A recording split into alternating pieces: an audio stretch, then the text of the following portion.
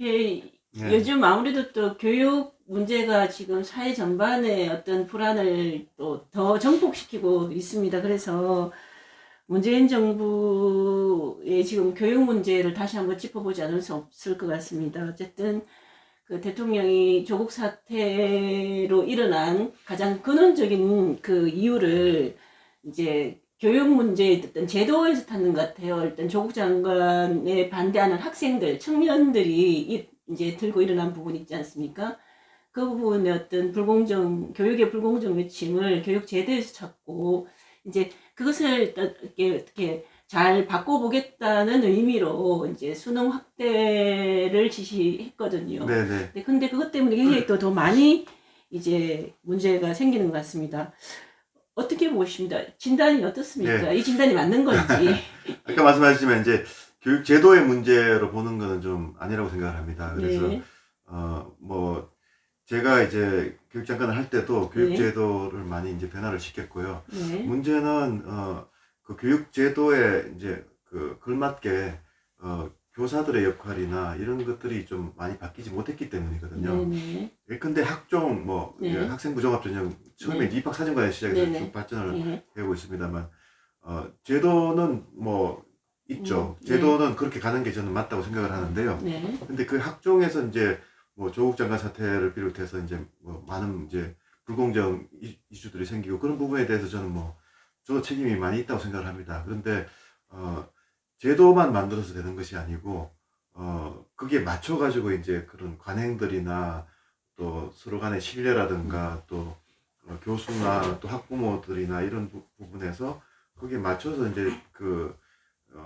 변화가 일어나도록 해야 되는데 그 네. 부분에서 이제 그 좀 많이 더 초점을 맞춰야지 이걸 좀 해보고 아닌 것 같으니까 제도를 또 바꿔야 된다 이렇게 하면 정말 너무 자주 바뀌게 되고 제도를 바꿀 때는 뭐 제가 장관을 할 때도 그렇습니다만 많은 사람들의 의견을 다 수렴을 해서 네, 이것이 이쪽으로 가야 된다고 생각해서 이제 바꾸는 것이지 않습니까? 네, 네, 네. 그런데 그걸 이제 어떤 정착이 사건, 되려면 뭐 여러 가지 부작용들을 이제 하나씩 해소해 나가면서 이제 정착을 할 수밖에 없는 것 같습니다. 네, 제도를 아무리 완벽하게 해도 거기에 나오는 부작용들은 항상 생기기 마련이거든요. 네, 특히 네, 제도 초기에는 더 그렇기 때문에 네, 네. 그런 제도를 하면서 이제 거기에 따른 여러 가지 문제점들을 계속 이제 맞춰가지고 이제 거기에 따른 정책을 이제 또 고안해서 실시하고 이렇게 이제 가야 되는데 너무 다 제도의 탓으로 돌리는 건 아니라고 생각을 합니다. 네. 그래서 어쨌든 이것도 결국은 이제 공약을 약간 이제 바꾸는 그런 게 되어서 또 이제 문재인 정부를 지지하는 쪽에서도 일단 네네. 반대의 목소리가 좀 있는데, 최근에 어떤 이제 일간지 어떤 언론을 보면 문재인 정부의 교육 정책이 들어와서 이제 공약을 했던 거와 이제 완전히 반대로 가는 한 공약을 뒤집는 네네. 정책이 한 10개나 넘게 있었다. 이런 이야기도 나왔거든요. 교육에서는 사실 그렇게 이제 어떻게 보면 이제 그 파퓰리즘이라고 하기도 하고요. 너무 이제 그 인기나 뭐 국민들의 반응에 즉각적으로 대응을 하게 되면 사실 그 교육은 백년대계라고 하지 않습니까? 네네. 굉장히 이제 중장기 멀리 보고 대책으로 예, 해야 사실을 되는데. 하는 건데 그런 면에서 보면 오히려 이제 부작용이 훨씬 더 커질 수도 있죠. 그래서 또 갈등이 심화될 수도 있고 왜냐하면 교육 음, 문제에 대해서는 또 다 당사자들이 많지 않습니까? 학생도 네네. 있고 학부모도 그죠. 있고 다 너무 관심들이 많은 네네. 상황인데 이거를 너무 이렇게 그 손바닥 뒤집듯이 하면 안 되는 거죠. 그래서 어 이제 중요한 건 아까 이제 또 이야기가 있었지만 어떻게 학생들이 잘 배우느냐 또 뒤처진 아이들을 끌어올려 주느냐 하는 거기에 항상 이제 초점을 맞춰야 되는 거고 최근에 이제 많은 그 세계 전문가들이 강조하는 거는 교육 정책이 항상 이제 다른 나라들도 그런 문제들이 있거든요. 그러니까 네네. 이제 이게 자꾸 지나치게 바뀌는 것보다는 어, 학생들의 그 배움과 선생님들의 가르침에 집요하게 여기에 집중을 해서 계속 네. 그걸 변화를 일관성. 일관성 있게 추진하지 않으면 이제 이게 교육이라는 게 정책이 바뀌기 시작하면 현장은 실제로는 거의 변화가 없습니다. 그냥 네. 또 바뀌겠지 뭐 이거 뭐 네. 또 지나가겠지 뭐 이렇게 생각하기 시작하거든요. 거의 뭐 유치원 방과 후 영어 수업 금지하다가 바꿨고, 초등학교 1, 2학년 방과 후 영어 수업 금지, 뭐 특성화고 현장 실습제도 폐지, 뭐 이런 것들인데, 네네. 실제로 이런 영어 교육 문제 이런 것들은 현실을 잘 모르고 그 공약을 만든 거 아닙니까? 그러니까 너무 뭐 그래서 저는 뭐 이 정권마다 새로운 공약이 나오는 것도 사실은 문제가 많다고 생각하고요. 그러니까 네. 좀 어떻게 보면 이제 우리 1995년에 이제 그 교육개혁위원회에서 만든 큰 이제 청사진이 있었습니다. 그래서 이제 그거에 따라서 사실은 각 정부가 좀 변화를 모색하는 그런 면에서 상당히 바람직한 한국의 그런 이제 또 전통이 있었거든요. 네. 그런데 이제 그게 이제 점점 이제 어떻게 보면 정부마다 새로운 걸 자꾸 갖고 나오는 식이 돼서 어, 저도 물론 그런 비난을 받을 수도 있습니다만 하여튼 그런 부분에서는 또 다 같이 좀 성찰을 할 필요가 있다고 생각을 합니다. 지금 이제 자사고나 이제 외고 문제도 일단 이제 뭐 그 이 정부에서 어쨌든 폐지하겠다는 뭐 이렇게 좀 시간적으로는 어떻게 되는 좀 네네. 변화가 됐는지는 모르겠으나 어쨌든 2025년까지는 완전히 폐지하도록 법률적으로 어쨌든 완전히 명문화하겠다라는 이런 이야기도 있었던 것 네. 같거든요.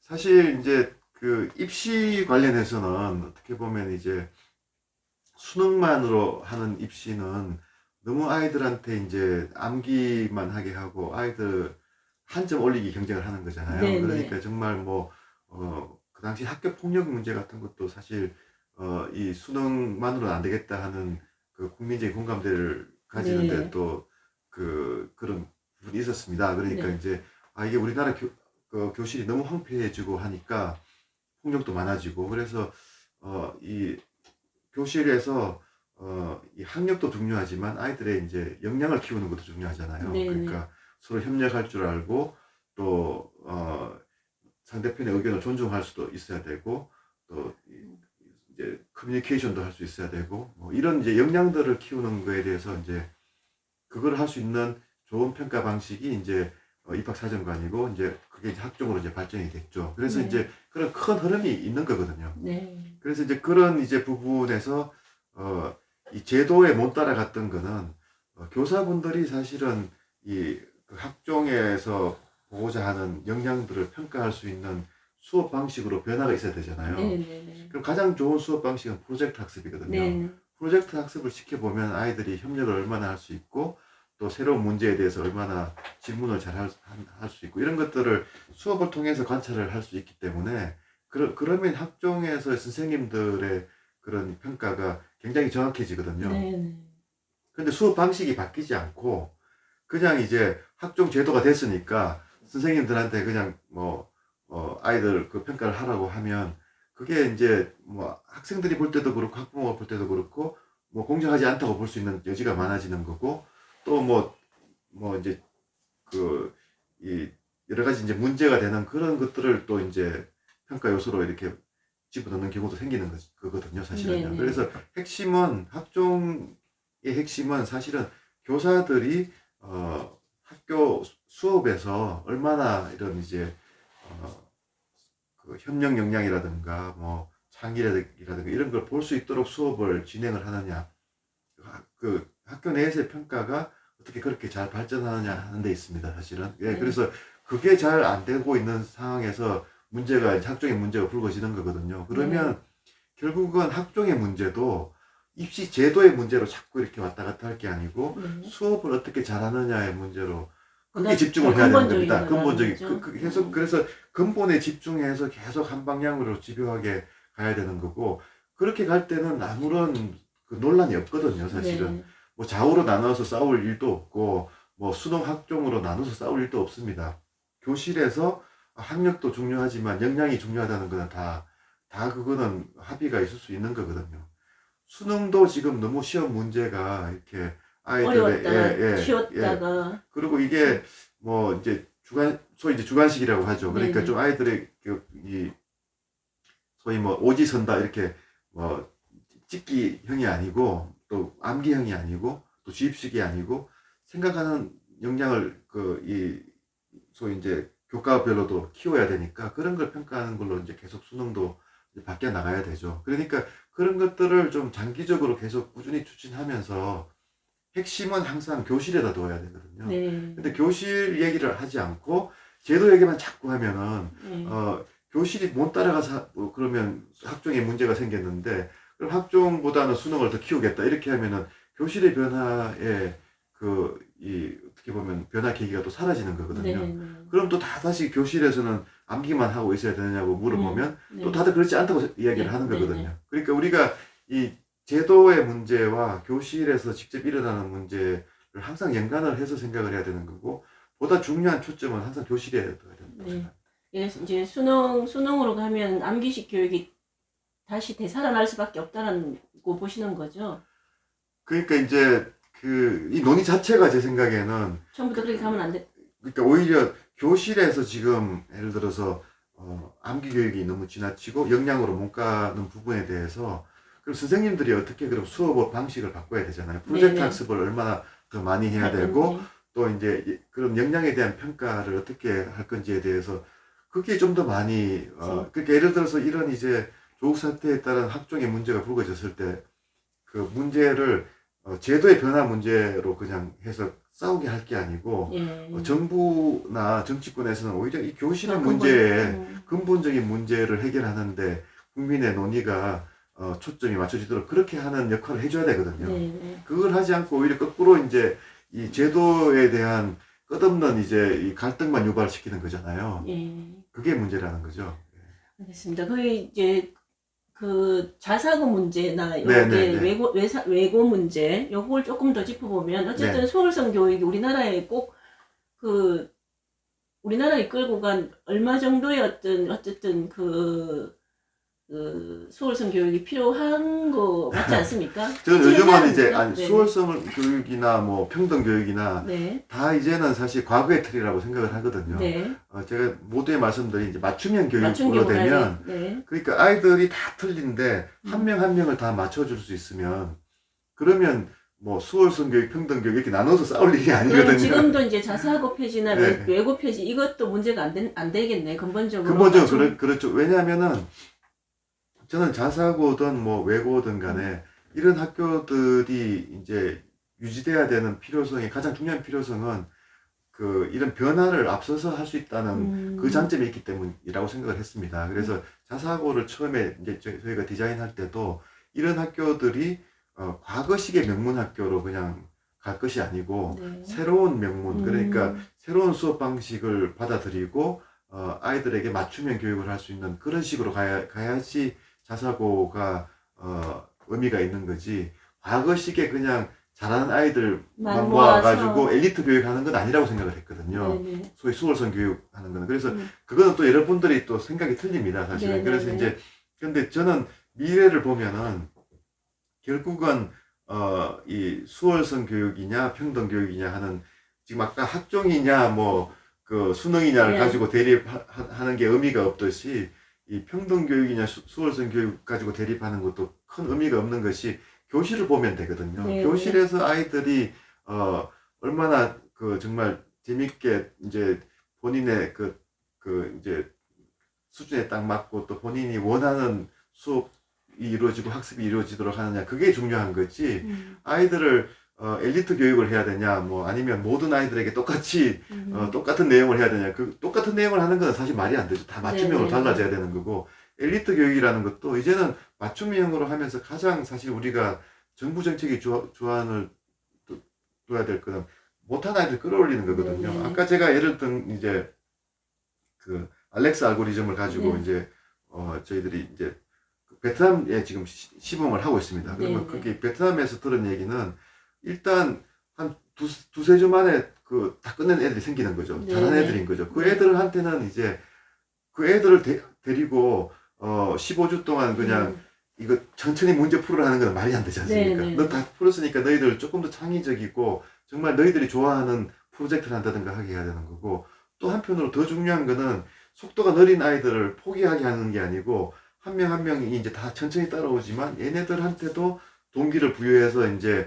천천히 가지만 재밌게 계속 할 수 있도록 해줘야 되는 거거든요. 네. 그런 이제 교육의 큰 변화를 생각을 해야지 뭐 엘리트 교육이냐 평등 교육이냐 그거 가지고 지금 우리가 지금 싸우고 있을 때는 한 아니라고 교실 생각합니다. 안에서도 그렇게 가능하다면 한 교실 또는 안에서 한 국가 안에서 그렇죠. 예. 굉장히 좀 바람직한 네, 그런 거죠. 것 예, 예, 같은데요. 예. 근데 그런 걸 보면 교육이 가장 미래지향적으로 어떤 정책을 네, 네. 해야 되는 곳인데 지금 우리가 좀 그 부분에서 굉장히 뒤처져 있다는 느낌이 들고 네, 네. 그런 측면에서 교육부 장관 교육부의 무용론 뭐 이런 것도 나올 법하거든요. 네, 네, 네. 교육부가 이제 역할을 완전히 바꿔야 되는 거죠. 교육부가 굉장히 오히려 더 갈등을 야기하는 듯합니다. 예. 죄송합니다. 하여튼 그래서 이제 저로서도 뭐 교육부의 뭐 차관장관을 지내서 네네네. 뭐 국민께 송구합니다. 근데 그 교육부가 이제 기능을 많이 바꿔야 될 것 같아요. 그래서 근데 이제 고등교육 쪽은 미국 같은 경우에는 사실 역할이 거의 없거든요. 네. 그러니까 대학에서 다 하고. 예, 대학이 워낙 사실 어떻게 보면 사회에 굉장히 그 독립적인 역할을 하고 또 목소리를 낼 수 있는 그런 기관들이 돼야지 사회가 건강해지는 거 아니겠습니까? 그래서 네네. 대학에 간섭하는 거는 사실은 가능하면 줄여야 됩니다. 그래서 네. 이제 지금도 보면 이제 정부가 이제 재정 지원을 가지고 대학에 이렇게 네, 이제 네. 영향을 미치는 거지 네. 직접적인 규제를 하는 거는 많이 없어졌는데요. 네. 재정 지원하는 방식도 사실은 훨씬 더 이제 그 대학의 자유를 존중하는 쪽으로 가져야 되거든요. 네. 그래서 그런 부분에서 이제 변화가 일어나야 되는 거고 초중등 같은 경우에는 그런 이제 새로운 변화 지금 뭐 수업 방식도 완전히 바뀌어야 되고 하이터치 하이텍으로 가야 되잖아요. 그러면 그거를 뭐 지금은 그런 변화를 정부가 지시해서 할 수는 없다고 생각합니다. 지시해가지고 변화가 일어나지 않거든요. 네.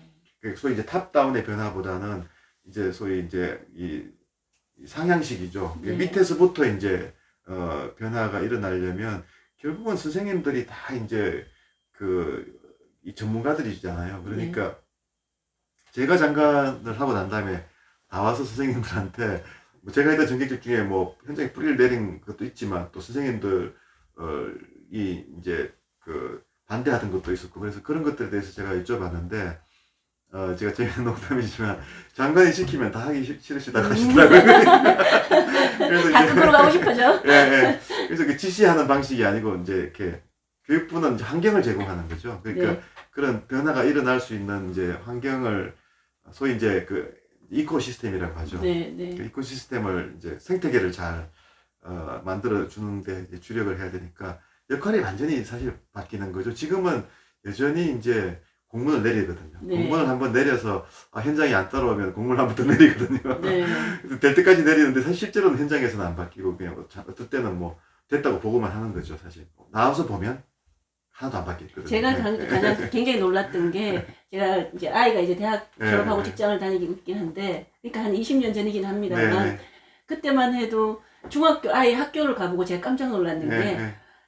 아이 학생 지도 방법이 제가 중학교 때 받았던 방법이랑 똑같더라고요. 네, 아이들 네, 네. 학생 지도 방법이. 네, 그래서 네, 놀랐거든요. 네. 지금도 크게 달라졌을 것 같지 않다는 생각이 예, 들기도 사실 합니다. 제가 베트남에서 알렉스라는 알고리즘입니다. 이제 글로벌하게는 마켓에서 가장 이제 평가가 좋은 이제 알고리즘에서 그걸 이제 베트남 학교에 시행을 이제 그러니까 7학년입니다. 거기 그리고 이제 거기도 포린 랭귀지 스쿨이니까 이제 우리처럼 외고처럼 아주 이제 우수한 네. 선생님들이 계신데부터 먼저 시작을 했는데요. 거기 이제 중학교 1학년 거를 이제 중학교 선생님들한테 이제 풀게 했습니다. 먼저 선생님들이 먼저 그걸 알렉스도 풀어봐야지 그걸 가르칠 거잖아요. 정말 깜짝 놀랐습니다. 50% 정도밖에 못 푸셨어요. 아니 그래서 이게 베트남 워낙 학력이 높은 나라고 사실 베트남의 피사 수학 성적은 미국보다 높거든요. 아, 그렇습니까? 그렇습니다. 그래서 우리의 뭐 7, 80년대 정도로 생각하시면 되는데요. 굉장히 열심히들 공부하고 하는 오토바이에 앉아서 수학 문제를 풀려던 아이들이 그러니까 이제 굉장히 열정이 있고 교육의 그 가치를 두는 우리나라랑 비슷한 좀 그래서 사실 그런 성장 과정을 겪고 있는 거군요. 우리나라랑. 네, 그렇죠. 그래서 저는 베트남에서 이렇게 실험을 해보는 게 굉장히 한국에도 도움이 많이 된다고 생각을 하는데요. 근데 그게 이제 왜 50%의 가장 우수한 교사들이 못 푸느냐를 따져보니까 알렉스가 지금 활용하고 있는 그 교육 과정은 이제 미국이나 이제 이제 서구의 수학 풀이 교육 과정입니다.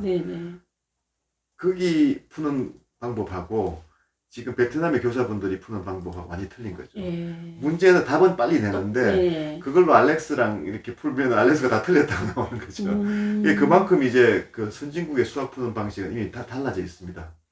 저는 우리나라 교사분들도 알렉스를 풀게 하면 못 풀 가능성이 있다고 생각하거든요. 네, 그러니까 네. 지금 아까 말씀하신 네. 교실에서 선생님들이 가르치는 방식이 안 바뀐 거죠. 네, 네. 아이들은 바뀌고 아이들한테 요구되는 역량도 단순히 문제풀이가 아니고 창의적이고 수학만 해도 수학을 즐길 수 있어야 되고 수학을 응용할 수 있어야 되잖아요. 네. 그런데 그냥 답만 내는 방식으로 계속 하고 있거든요. 그래서 그런 부분들이 사실은 진정한 우리 교육의 문제지 그거를 놔두고 입시만 아무리 바꿔봐야 사실 소용이 없거든요. 그래서 그리고 자사고냐 뭐 특목고냐 이것도 사실 지금은 핵심이 아니라고 봅니다. 네. 지금은 정말 이 선생님들의 가르침 또 아이들의 배움이 과연 글로벌 수준에 맞고 4차 산업혁명 시대에 맞느냐 하는 것을 정말 잘 점검을 해가지고 큰 변화를 가져와야 되는데 이것도 정부가 주도하는 것이 아니고 그런 변화를 지역 차원에서 또 학교 차원에서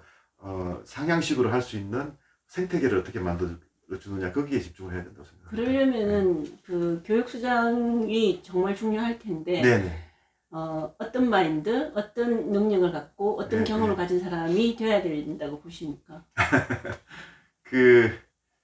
정말 현장을 더 잘 이해해야 될 것 같고요. 네. 좀 더 미래지향적이라 해야 되고, 이런 이제 테크놀로지의 변화도 좀 잘 이해를 하셔야 된다고 생각합니다. 최근에 주목되는, 그 케이스가 인도네시아가 교육장관을, 네. 거기에 있는 유니콘 기업이죠. 그 네. 디지털 기업의 성공한 CEO를 교육부 장관으로 모셨거든요. 네.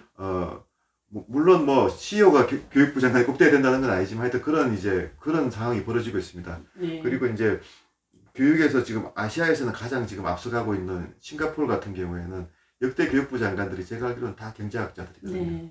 그분들이 교육부 장관을 했다가 그 다음에는 우리로 치면 기재부 장관님을 하십니다. 그러니까 네. 그래서 부총리가 되신 분도 있고요. 네. 그래서 이제 가장 유능한 관료가 교육부 장관을 거치거든요. 그리고 또 경제부 장관까지 합니다. 그래서 사실 그런 식으로 생각하면 교육부는 그냥 교육만 교육의 전문가가 꼭 반드시 교육부 장관이라 된다기보다는 큰 미래에 대한 비전도 있어야 되고 또 국가 전체에서 그 교육이 핵심 어젠다로 만들 수 있는 분이라 해야 되거든요. 그래서 그런 굉장히 중요한 자리라고 생각을 합니다. 지금 우리나라 같은 경우는 교육감도 교육부 장관 그런 이제 상황에서 일단 교육 전문가라고 하기 힘든 상황이고, 이제 선출직인 교육감님들도 진영 문제에 지금 나누어져서 있는 것 같거든요. 네. 그 중에서 정교조 교사님들의 이런저런 교육 현장의 어떤 논란도 나오고 있긴 한데, 네네. 그 교육 현장의 이념, 이게 더 치중되어 있는 게 문제가 있지 않을까요? 사실은 그래서 이제 제가 계속 이제 상향식 변화를 많이 말씀드리고 또 저는 교육계 특히 교대 사대의 이제 총장님들이나 네. 학장님들이 정말 좀 이제 이 국가 차원에서 이 교육을 어떻게 가져가야 될 건지에 대해서 적극적으로 좀 목소리를 내셔야 된다고 생각을 합니다. 네. 교육의 가장 핵심은 학교 현장이고 교사들이고 교사를 양성하는 기관들이거든요. 네. 그런데 그런 데서 이제 그 근본적인 해결 방안에 대해서 같이 고민하고 그 방안이 제시되고 그거를 받아들여서 교육청과 교육부가 실행을 하는 식으로 가야지 지금은 항상 거꾸로거든요. 네, 교육부나 교육청에서 아이디어를 내면은 그게 현장의 괴리가 굉장히 많잖아요. 네. 그게 또 무리하게 시행되면서 그 제도가 또 이제 비판을 받으면 또 다른 제도를 해보고 이렇게 이제 악순환을 해왔고 저도 사실은 거기에 책임이 있다고 생각을 합니다. 그래서 이제 미래를 생각하면 오히려 이제 상향식의 변화가 훨씬 더 중요해지는 거고 그래서 저희가 교육감 교육부 수장을 좋은 분으로 모셔와야 되는 것도 중요하지만 더 중요한 거는 교육계 스스로가 사실 이런 상향식의 변화를 어떻게 가져올 수 있는지 교육계에 그런 힘이 없으면 자꾸 이제 하향으로 내려오거든요. 네. 정치에 또 개입이 되고 해서 지금 이제 교육을 빨리 바꾸고 잘하는 핀란드 얘기를 하지만 네. 그런 나라는 그게 굉장히 강합니다. 사실은 그래서 그런 부분에서 우리가 좀 이 사회를 통합하고 사실 교육의 중요한 역할 중에 하나가 사회를 통합하는 기능이거든요. 예.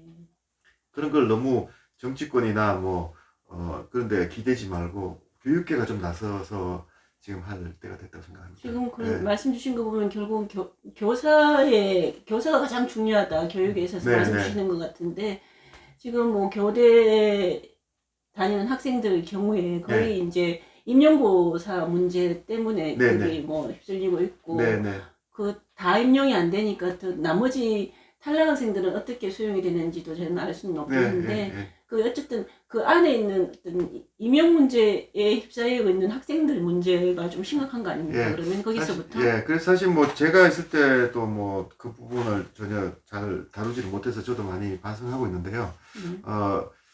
그 당시에는 사실 로스쿨이 이제 굉장히 네. 중요한 어젠다였습니다. 그래서 네, 이제 네. 법학전문대학원을 어떻게든 이제 제도화한 다음에 그 다음은 저는 그러니까 이제 그 당시에 뭐 고시낭인 이야기가 있어요. 네네네. 고시낭인은 이제 뭐 법학전문대학 하면서 없어졌습니다. 네. 그리고 물론 뭐 법학전문대학 여전히 뭐 많은 비판이 있고 아직까지 충분히 뿌리를 못 내렸다고 생각을 합니다. 그렇지만 소위 이제 뭐 그 고시 공부를 하기 위해서 뭐 정말 낭인처럼 뭐 몇 년을 그냥 그 암기 교육을 해서 이제 고시가 되는 그런 건 없어졌지 않습니까? 네. 지금 교사분들이 그렇게 되고 있거든요. 네네. 그래서 그거를 해소하는 방법은 로스쿨처럼 교육전문대학원으로 가는 것이 저는 굉장히 유력한 방법이라고 생각을 하고 교육계에서도 그 얘기가 계속 나오고 있거든요. 우리가 사실 가장 그 우수한 학생들을 그 교대사대에 충원할 수 있지 않습니까? 네네네. 워낙 그 교직이 네, 이제 좋은 직장 존경받고 인기가 네, 있으니까요. 그래서 왜 뭐 교직을 그 로스쿨처럼 전문 석사 과정으로 해서 양성을 안 할 이유가 없거든요. 또 충분히 그 석사에 그 준하는 보수도 수준이 책정되어 있기 때문에 그러니까 이제 가장 좋은 학생들을 교직으로 일단 이제 하기 위해서 교대 4대까지는 와 있는데 이분들을 굉장히 지금 그 문제 있는 시스템 때문에 엉뚱한 지금 그 준비를 하게 하는 거거든요. 제가 말씀드린 뭐 그 학교 현장에서 꼭 필요한 새로운 수업 방식을 그 교육시키는 것이 아니고 이분들조차도 지금 이제 노량진 학원에서 공부를 하는 거잖아요. 그래서 이걸 빨리 좀 바꿔줘야 되는데 말씀하신 하이터치 하이텍 교육을 하려면 여기서부터 바꿔줘야 되는 거 아닙니까? 네, 그래서 이 논의가 정말 시급하다는 거죠. 근데 이 논의는 지금 지금 현재 교육부의 논의 구조에서는 한참 뒤에 밀려 있거든요. 그래서 사실 따지고 보면 조국 사태를 계기로 해서 위기를 이제 기회로 만드는 그런 이제 전략이 사실은 사회지도청에서 나와줘야 되는데 저는 조국 사태를 바라보면서 이게 그냥 입시의 공정성으로 끝날 게 아니고 또 실제로 교육의 사다리 기능이 지금 많이 약해졌거든요. 그러면 이걸 본질적으로 그럼 끌어올려 줄 수 있는 밑에 아이들을 끌어올려 줄 수 있는 교육 시스템을 어떻게 바꿔줘야 되고 이거를 고민하면 결국은 교사부터 시작을 해야 되거든요. 그럼 당연히 교대 사대를 어떻게 바꿔줘야 되느냐 그 논의가 사실은 지금부터 굉장히 지금 중요하게 시작이 돼야 됩니다. 예산이 부족합니까? 우리가 이런 교육을 하기에? 예산 문제는 아니라고 생각합니다. 왜냐면 저는 뭐 교대 사대를 전문대학원으로 가면서 필요한 예산은 얼마든지 나올 수 있다고 생각하거든요. 지금 뭐 우리나라 교육 예산이 적은 게 아니거든요. 특히 학생들이 줄어들면서 학생당 그 예산은 계속 지금 이제 늘어나고 있기 때문에 뭐 예산 이슈는 아니라고 생각합니다. 여기서 일단 2부 잠깐 쉬었다가 다시 조금 더 이제 지역 문제로 들어가서 한번 질문을 이어가도록 하겠습니다. 근데 교대 4대 아이들 굉장히 우수한 자원들인데 학교만 들어가면 오히려 아이들이 더 예전보다 못하다는 이야기를 듣곤 하거든요. 사실 세계 어느 나라도 그 교사를 그 상위 그러니까 이제 고등학교 성적으로 따져서 거의 상위 1% 정도 되죠. 1%도 오히려 더 앞입니다. 그래서 이제 그렇게 충원할 수 있는 나라는 없습니다. 뭐 제가 알기로는. 그래서 뭐 다들 부러워하죠. 이게 어떻게 보면 한국 교육의 저력이라고 할 수 있어요.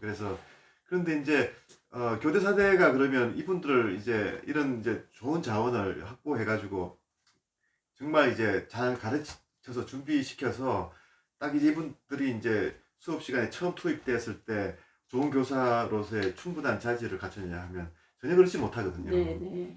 그런데 이제 그게 이제 어떻게 보면 이제 교대 4대 입장에서도 이게 정말 좋은 학생들을 계속 확보할 수 있기 때문에 별로 이제 위기의식이 전혀 없는 거죠. 굉장히 안주하게 되고. 교수님들이나 교대의 어떤 그 교육 시스템도 다 예전식 똑같은 것 같습니다. 그 방법이. 그러니까 이제 핀란드 교육을 우리가 많이 이야기하는데요. 핀란드가 세계 지금 뭐 교육에서 세계 1등 국가가 된 거는 거기 전문가의 이제 그 지적은 그 비밀은 그 교사 교육에 있다는 거거든요. 네, 네. 근데 그 교사 교육 시스템을 저희들이 뜯어보면 정말 너무 이제 우리랑 다른 게 그 삼박자가 다 갖춰져 있습니다. 그러니까 일단 이제 그 이론을 알아야 되는 거죠. 그죠? 예. 그 다음에는 이제 실습이 있어야 되잖아요. 네. 그리고 이제 연구 기능이 있어야 됩니다. 네. 이제 계속 자기가 뭘 바꿔야 되는지를 이제 이게 프로페셔널들은 이제 그런 연구 기능이 있어야 되는 거예요. 그래서 네, 네. 이제 이론, 실습, 연구 이 세 박자가 다 갖춰져 있습니다. 그래서 예를 들어서 실습 같은 경우에 거의 뭐 수업의 한 3분의 1 정도가 다 실습으로 이루어지는데 우리나라는 교대 같은 경우에는 한 10주, 4대는 4주밖에 안 됩니다. 그럼 이게 뭐 3분의 1이 아니고 그냥 뭐 훨씬 더 적은 거죠. 그러니까 현장에서 아이들을 이렇게 가르쳐 봐야지 사실은 이제 좋은 이제 교사로서의 이제 그런 여러 가지 훈련이 되는데 그런 거 없이 그냥 이론만 하다가 이제 잠깐 하는 거거든요. 그래서 그게 지금 너무 큰 문제고 아까 제가 말씀드렸지만 교사들이 자기 스스로의 이제 수업 방식이나 아이들의 그런 걸 이제 분석할 수 있어야 되는데 그 역량이 없기 때문에 이제 사실은 4년 과정으로는 좀 안 되고 네, 지금 네. 핀란드는 다 석사 과정으로 다 석사 합니다. 과정이죠. 네. 그래서 정말 이제 교대 4대의 이제 수업 방식이나 뭐 이 체제가 다 바뀌어야 되는데 네, 네.